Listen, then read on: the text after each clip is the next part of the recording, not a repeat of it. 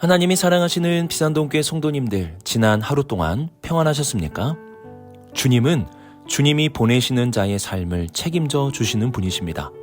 그러므로 보냄을 받은 제자들은 삶의 여러 일들로 인하여 염려하며 걱정하는 것이 아니라 채워주시고 채워주실 주님을 믿음으로 살아갈 수 있어야 합니다.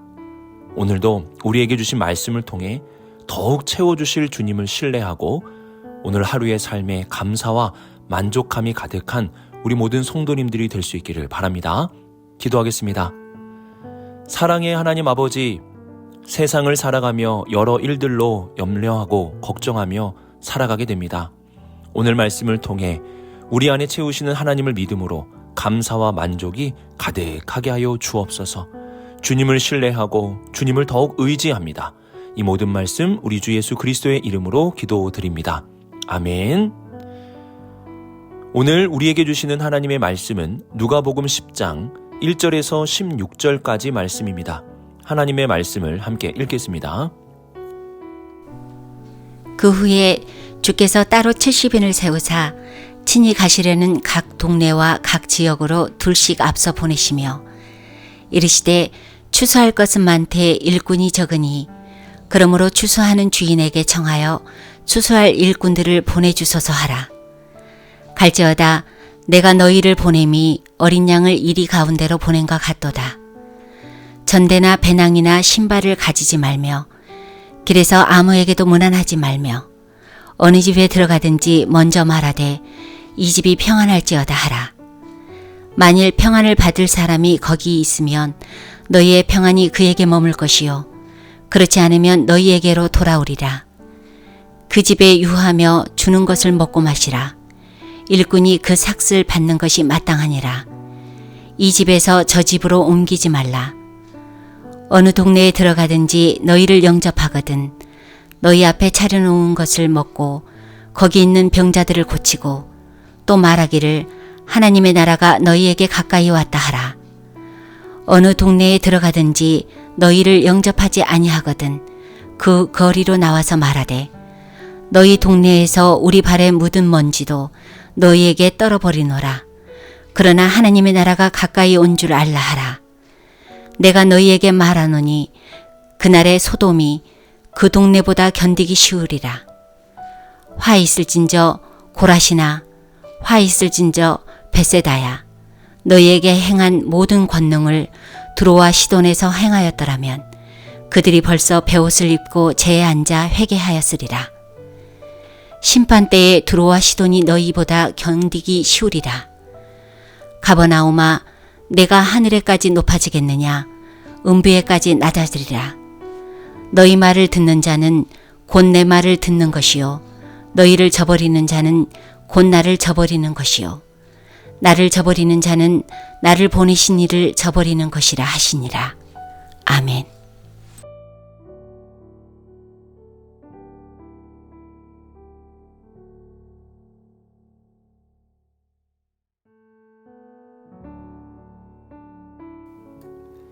(1절을) 보시면 그 후에 라는 말씀을 통해서 앞선 십자가의 가르침과 오늘 말씀이 이어지는 것임을 알려줍니다. 십자가의 가르침을 들은 제자들은 오늘 1절 말씀과 같이 주님의 보내심을 받아야 합니다. 머물러 있는 자가 아니라 보냄을 받는 자가 되는 것입니다. 오늘 말씀에서의 특징은 그 보냄을 받은 자의 숫자가 70이라는 점에 있습니다. 70이라는 것은 모든 민족을 가리키는 상징적인 숫자입니다. 그러므로 제자들은 온 세상을 향한 주님의 보내심의 사명이 있음을 기억해야 합니다. 그리고 주님은 제자들을 2명씩 보내시는데요. 이는 혼자서 사역하는 것이 아니라 함께 동역함의 중요성을 말씀하시는 것입니다. 주님의 일은 혼자 하는 것이 아니라 함께 할 수 있어야 하는 것입니다. 또한 2절에 추수에 대해서도 반복하시며 말씀해 주시는데요. 추수는 거둬들이는 기쁨의 수확과 함께 가라지는 밖에 모아 불태우는 심판이 일어나는 날을 의미합니다. 이 날에 필요한 것은 일꾼입니다. 일꾼이 많이 있어야 더 많은 알곡을 추수할 수 있습니다. 그래서 제자들은 더 많은 일꾼을 보내달라고 추수의 주인이신 하나님께 기도드려야 합니다. 우리는 이러한 말씀을 통해 기억해야 할 것이 있습니다. 추수하는 일꾼은 바로 하나님께서 보내주신다는 것입니다. 그러므로 보냄을 받은 자는 하나님이 보내주셨다는 사명감을 가져야 하고, 교회는 보냄을 받은 자들을 존중해 줄 수 있는 마음을 가져야 합니다. 이렇게 주님의 제자는 주님께 보냄을 받은 자로 나아가게 됩니다. 하지만 3절을 보시면 이러한 보냄을 받은 길은 쉬운 길이 아님을 알 수 있습니다. 예수님은 어린 양을 이리 가운데로 보냄과 같다고 말씀하셨습니다. 주님이 보내시는 곳에는 위험이 따를 수도 있다는 사실을 알려주시는 것입니다. 그럼에도 불구하고 많은 곡식을 거두기 위하여 주님은 제자들을 보내십니다. 그리고 4절 말씀을 보시면 보냄을 받은 제자들의 자세에 대해서도 말씀해 주시는데요. 보냄받은 제자는 전대나 돈주머니, 배낭이나 신발을 가지지 말고 길에서 아무에게도 문안하지 말라고 말씀하십니다. 이 말씀은 이전에 누가복음 9장 3절에서 알려주셨던 사항인데요. 이 중에서 추가된 것이 있습니다. 그것은 아무에게도 문안하지 말라는 말씀입니다. 이 말씀은 인사를 하지 말라는 예의 없는 행동을 말하는 것이 아니라 시기의 긴급성을 의미합니다. 보냄을 받고 사역하는 자들은 차일 피일 미루는 삶을 살아서는 안 됩니다. 늘 이 복음에 대한 긴급성을 가지고 주님이 보내시는 곳으로 나아갈 수 있어야 합니다. 우리는 이러한 주님의 말씀을 통해 주님의 제자는 모든 민족을 향한 보냄의 사명이 있다는 것을 기억해야 합니다. 우리가 보냄을 받게 되는 것은 성도들의 기도의 응답으로 하나님이 보내주시는 것입니다. 또한 우리는 위험을 감수하고도 생명을 살리기 위해 보냄받은 현장으로 나아갈 수 있어야 하며, 미루는 것이 아니라 그 영혼을 향한 긴급성을 가지고 나아가야 합니다. 이러한 영혼 구원 사역에 함께 동참하고 함께 기도하며 함께 보냄을 받는 우리 모든 성도님들이 될 수 있기를 주님의 이름으로 축복합니다.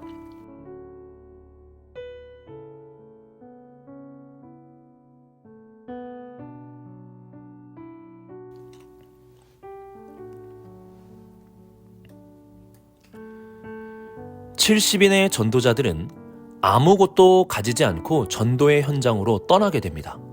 주님께서는 아무것도 가지고 가지 말라고 말씀하시는데요.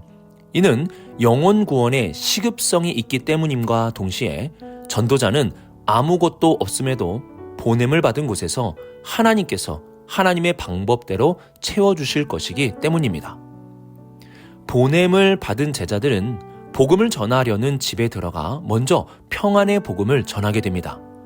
그리고 그 집에서 평안의 복음을 받아들이면 제자들이 전한 평안의 복음이 머물러 있게 되고, 거부하게 되면 그 복음은 제자들에게 돌아오게 됩니다. 그리고 받아들이고 영접하는 집에서는 제자들에게 먹을 것을 주고 삭을 주게 되는데요. 주님은 이러한 삭을 마땅히 받으라고 말씀하십니다. 하나님은 이렇게 복음을 받아들이는 사람들을 통해 제자들을 먹이고 입혀주십니다.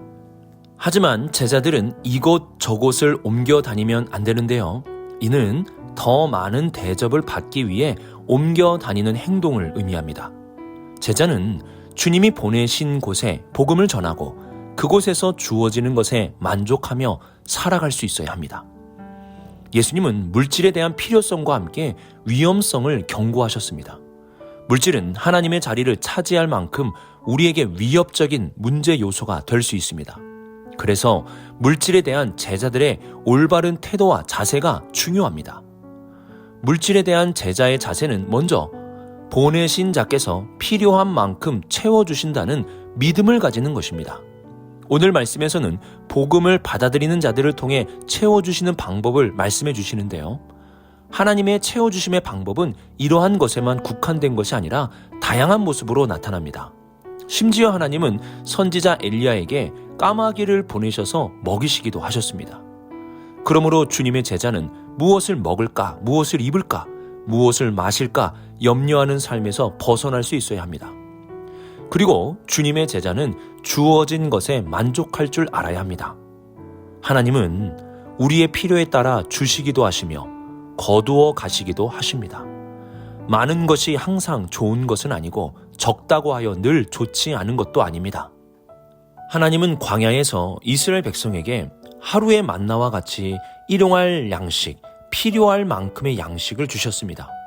그러므로 우리는 많다고 자만할 필요도 없고 적다고 불평할 것도 없습니다. 하나님이 주신 것에 감사하고 만족할 수 있는 제자의 자세가 되어야 합니다. 제자들은 물질로 인하여 넘어져서는 안 됩니다. 많은 물질로 인하여 주님을 떠나서도 안 되고 적은 물질로 인하여 불평해서도 안 됩니다. 주님이 필요한 만큼 채워주실 것을 믿음으로 많으면 많은 대로 감사와 나눔의 삶을 살고 적으면 적은 대로 검소하며 청빈한 삶을 살 수 있어야 합니다. 오늘 하루도 주님을 신뢰하며 감사와 만족함을 고백할 수 있는 우리 모든 성도님들이 될 수 있기를 주님의 이름으로 축복합니다.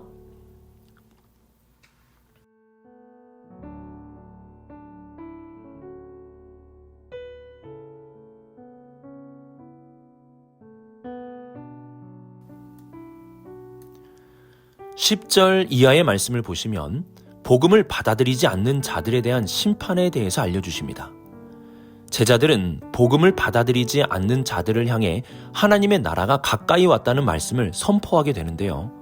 하나님의 나라는 받아들이는 자들에게는 천국이겠지만 거부한 자들에게는 심판이 됩니다. 그리고 12절을 보시면 거부하는 자들에 대한 심판이 소돔의 심판보다 더 크고 두려울 것을 말씀하십니다. 또한 13절 말씀을 보시면 고라신과 벳세다라는 지명이 나오고 15절에서는 가버나움이 등장합니다. 이 세 지역은 예수님께서 주로 활동하셨던 갈릴리 지역에 있는 마을들입니다. 그리고 13절과 14절에 나오는 두로와 시도는 이방 민족 중에서 대표적으로 하나님을 대적하고 거부했던 족속입니다. 중요한 점은 예수님이 고라신, 벳세다, 그리고 가버나움에서 행하신 일들이 두로와 시돈에서 행하여졌다면 두로와 시돈 백성들이 베옷을 입고 제에 앉아 회개할 수도 있었다라는 것입니다. 그만큼 가버나움과 그 부근에 있는 사람들이 주님의 복음을 듣지 않고 거부하였다는 것을 알려줍니다. 복음을 거부하는 자는 복음을 전하는 자를 거부하는 것만이 아니라 제자들을 보내신 예수님과 예수님을 보내신 하나님을 거부하는 것이 됩니다. 그래서 복음을 듣는 자에게는 그 복음이 천국이 되겠지만 거부하는 자들에게는 결국 심판이 되는 것입니다. 예수님은 복음 전파를 위해 떠나는 제자들에게 아무것도 가지고 가지 말고 인사도 하지 말라고 하셨습니다. 이는 이러한 것을 준비할 시간도 없이 촉박하다는 뜻입니다. 주님의 심판의 날은 그 누구도 알 수 없는 날에 임하게 됩니다. 그러므로 우리가 전하는 복음이 누군가에게는 마지막 날에 구원의 길로 인도하는 마지막 복음이 될 수 있는 것입니다. 주님은 제자들에게 이러한 임박한 마음과 간절한 마음을 가지고 복음을 전하라고 말씀하셨습니다. 이러한 사실을 기억하며 제자들은 주님의 복음을 전할 수 있는 자가 되어야 합니다. 하지만 우리가 누군가에게 복음을 전할 때 어떠한 것을 전해야 하는지 고민이 됩니다. 성경에 있는 내용을 전해야 하는 것인지 아니면 복음의 여러 부분 중에 무엇을 전해야 하는 것인지 어려움이 있습니다. 그러면 무엇을 우리는 전해야 합니까? 우리가 전해야 될 복음은 예수 그리스도의 십자가와 부활을 전하는 것입니다. 그리고 이러한 복음을 가장 잘 전할 수 있는 방법은 십자가와 부활의 복음을 십자가에서 죽은 나와 그리고 그리스도 안에서 다시 새로운 삶을 살고 있는 바로 나라는 그릇에 담아 전하는 것입니다. 내가 죽지 않고 내가 새로운 삶을 살고 있지 않다 하면 세상 사람들에게 그 복음은 아무런 능력이 없는 것으로 비춰지게 됩니다. 하지만 내가 죽고 그리스도 안에서 새로운 삶을 살고 있다면 우리가 전하는 십자가와 부활의 복음은 능력의 복음으로 많은 사람에게 전해줄 수 있게 될 것입니다. 오늘도 십자가의 전달자, 부활의 전달자로 살아갑시다. 내가 전하는 복음이 누군가에게는 마지막으로 들을 수 있는 마지막 복음이 될 수도 있습니다. 오늘의 말씀을 묵상하며 우리가 주님께 보냄을 받은 자라는 사실을 기억할 수 있기를 바랍니다. 보냄을 받은 자는 물질에 대한 염려가 아닌 보내신 분이 채워주실 것에 대한 믿음으로 그리고 채워주고 계시기에 감사와 만족함으로 살아갈 수 있어야 합니다. 물질로 인하여 넘어져서는 안 됩니다. 그리고 보냄을 받은 자는 여유가 아닌 임박함을 가지고 오늘도 십자가와 부활의 복음을 살고 있는 나의 삶과 그 삶의 증거로 전할 수 있어야 합니다. 오늘도 보냄을 받은 자로 이 세상 속에 빛과 소금이 되어 살아갈 수 있는 우리 모든 성도님들 될 수 있기를 주님의 이름으로 축복합니다. 기도하겠습니다.